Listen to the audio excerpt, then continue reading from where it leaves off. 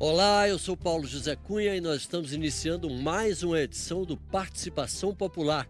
E o assunto do programa de hoje tem a ver com o maior patrimônio que a gente tem, a nossa saúde. Vamos falar dos planos de saúde, dos problemas que os usuários enfrentam todo dia para conseguir uma internação, para agendar uma consulta, para conseguir pagar as mensalidades que estão sempre subindo, da situação dos idosos, que são os mais prejudicados, porque eles são os que têm mais problemas de saúde e são exatamente os que pagam as taxas mais altas, até porque são os que mais demandam esses serviços médicos e de hospitais.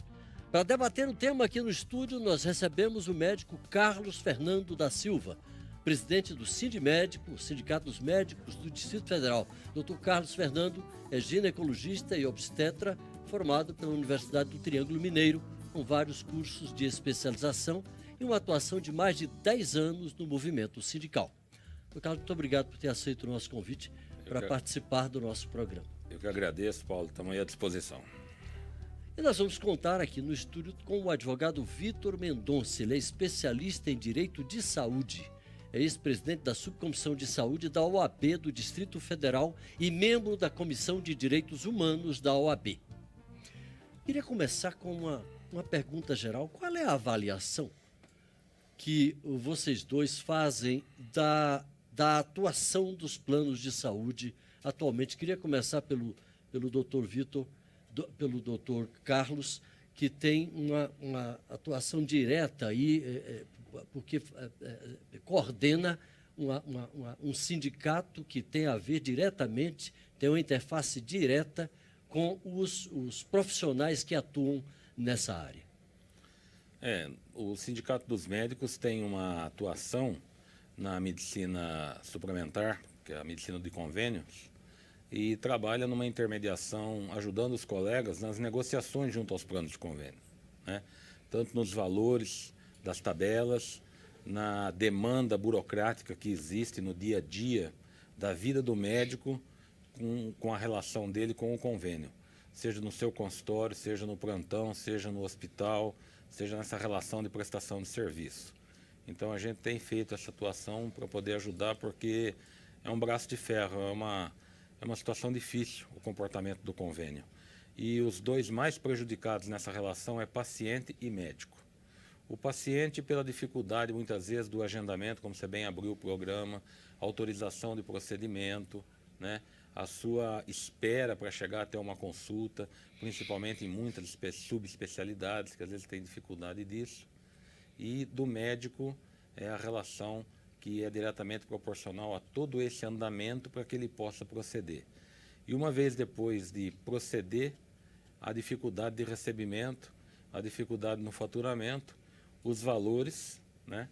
Só para te dar um dado de um levantamento que eu tenho, dado estatístico de 2003 até final de 2013, o aumento dos planos de saúde ao consumidor girar em torno de 600%. Por exemplo, eu pagava R$200. 600% de 2003 para cá. 2003 para cá. Um exemplo, eu pagava R$150 do meu plano de saúde, que eu tenho plano de saúde, meu Bradesco. Hoje eu pago R$1.080. Em 2002 eu recebia de uma consulta R$15, R$18, hoje eu recebo R$48. O repasse, então, era uma das questões que estava mais ou menos já agendada aqui na minha cabeça. O repasse para os médicos não é de forma alguma proporcional ao aumento que esses planos tiveram, o pagamento das taxas de, digamos, 2003 em 10, 11 anos. Em 10 anos, 600% para o usuário, 100% para o médico. O que fazer diante de uma situação dessa, doutor Vitor? Hoje está muito complicado, né? Assim, o que a gente vê em relação aos planos de saúde é que eles realmente não têm sido notabilizados pela responsabilidade social, né? E por uma atuação que de certa forma, respeite a dignidade do consumidor e do cliente, né? Então, assim, cada vez mais se exigem mais etapas burocráticas de cumprimento, cada vez mais se interfere no tratamento do paciente, quer dizer, o médico dá uma indicação de tratamento, esse tratamento é por diversas vezes questionado.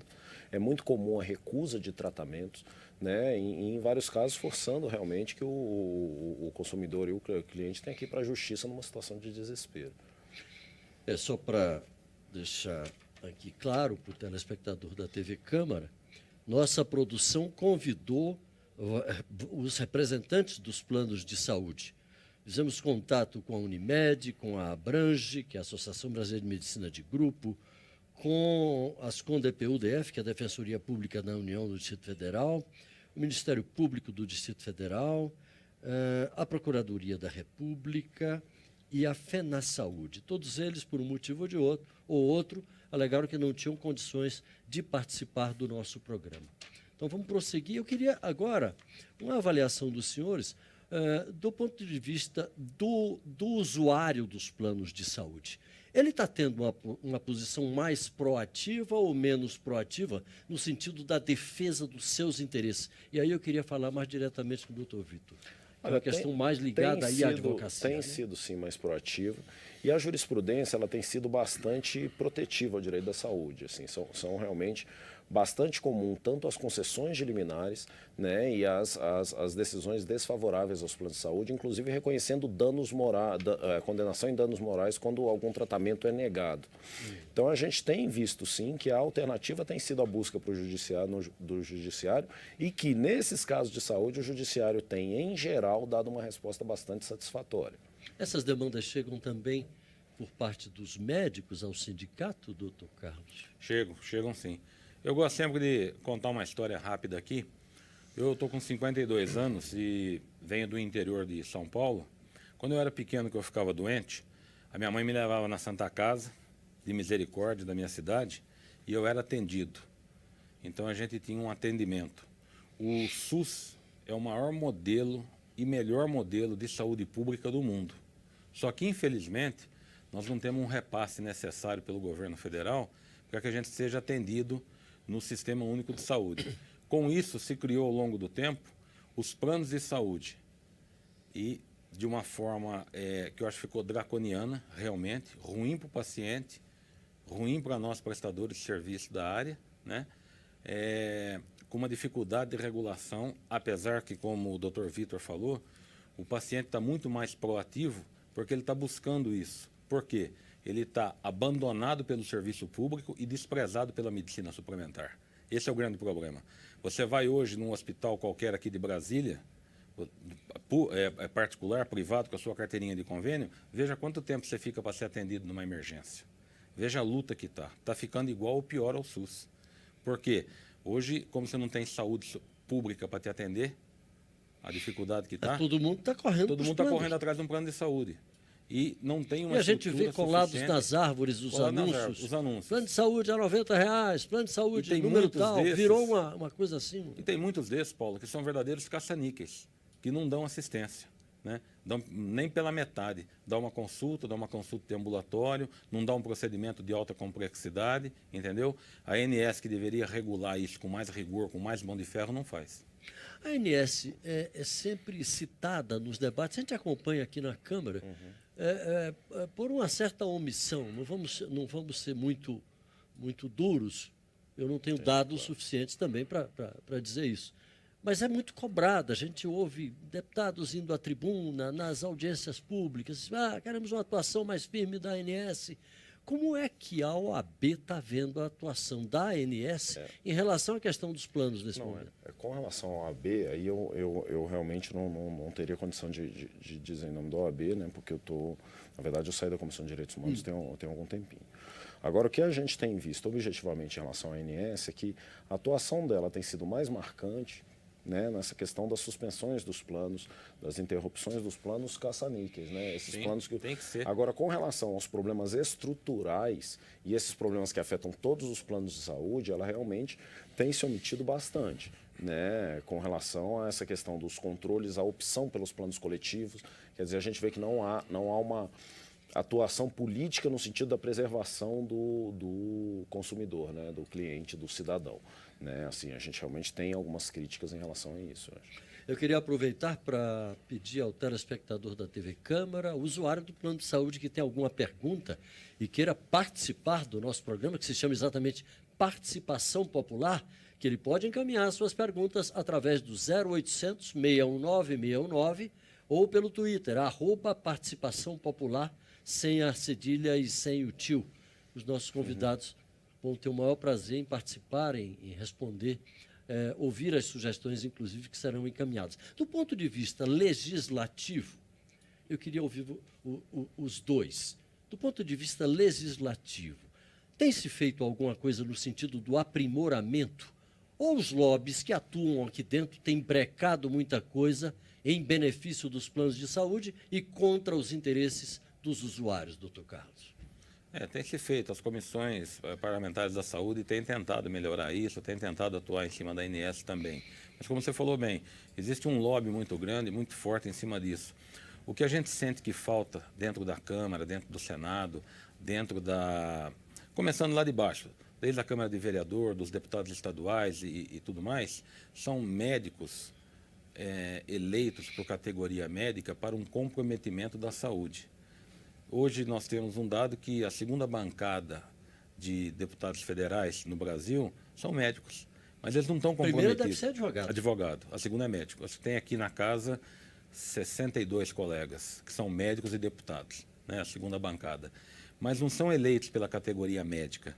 Esse é um conceito que a gente está mudando para que a saúde seja vista de uma outra forma, para que os lobbies feitos aqui dentro por convênios médicos, por indústrias farmacêuticas, por outros interesses, sejam mais bloqueados, sejam mais debatidos, para que não fique nessa situação que a gente se encontra hoje. O médico espremido, o paciente sacrificado, né? Essa situação desses planos que estão aí, e a ANS fica nesse jogo, para lá e para cá, nessa situação que a gente vê. E o usuário que acaba sofrendo mais com isso, né? A minha avaliação é que, apesar das iniciativas, eventuais audiências públicas, pedidos de informações, etc., do ponto de vista legislativo, o que a gente teve foi algum retrocesso, inclusive. Quer dizer, a lei 9656, que regulamenta os planos de saúde, quando ela foi editada, ela permitia que o trabalhador que tivesse vinculado a um plano empresarial, se ele tivesse mais de 10 anos de empresa, ele pudesse continuar no plano de saúde desde que ele pagasse a parte dele, a parte que a empresa pagava do plano de saúde. A partir de 2001, esse prazo de continuidade dele no plano de saúde foi reduzido, que era indeterminado, passou a ser determinado, passando a ser de 6 meses a 2 anos. Quer dizer, quando se fez isso, aquele empregado que sai, seja porque foi demitido ou pior, porque se aposentou, ele, na verdade, ele fica sem alternativa de plano de saúde, percebeu? E essa questão, do ponto de vista da gestão de risco, é a principal, eu avalio como o principal motivo das operadoras hoje optarem por contratar planos coletivos aos planos individuais, o que acaba deixando de lado e amíngua, né, os idosos, principalmente, que são aqueles que se aposentaram. Mas a gente tem informação de que a ANS, ela fiscaliza os planos individuais. Mas a fiscalização dos coletivos ela é um pouco relativizada, isso é verdade? É verdade, a regulamentação não é muito clara, assim, ela não é ela não é tão, digamos assim, efetiva, a respeito das questões de reajuste, ela não é tão efetiva. Corre mais frouxo, o que a gente poderia dizer em relação aos planos coletivos. Corre mais frouxo do ponto de vista de reajuste, do ponto de vista de manutenção ou não manutenção dos contratos, quer dizer, da inclusão, da saída. E, fundamentalmente, essa questão que aí já não é da competência da ANS, que é legislativa, que é o quê? Saiu do emprego, vai perder o plano de saúde, mesmo que num prazo um pouco mais longo, que seja 2 anos. Agora, a pessoa que se aposentou com 60 anos, 62 anos, para ele contratar um plano, já é extremamente complicado, o doutor Collor vai poder dizer, porque os planos de saúde não aceitam essa contratação, qualquer coisa dizem que ele diz risco, né? E aí só resta aquele que mais precisa, a alternativa do SUS. É exatamente o idoso, que na abertura do programa eu até falei de raspão, que é sempre o mais prejudicado, né, doutor Carlos? Não, parece que tem um número que é uma cabala, né? 59 anos. De 59 para cima, ninguém quer mais o indivíduo no plano de saúde. E quem continua, tem a oportunidade de continuar, a virada de valor é quase o dobro. É uma loucura isso. Eu queria agora ouvir exatamente a maior associação dos usuários dos planos de saúde suplementar de São Paulo. Nós estamos pela webcam, a participação do Flávio Henrique Ávila Louro, que é o presidente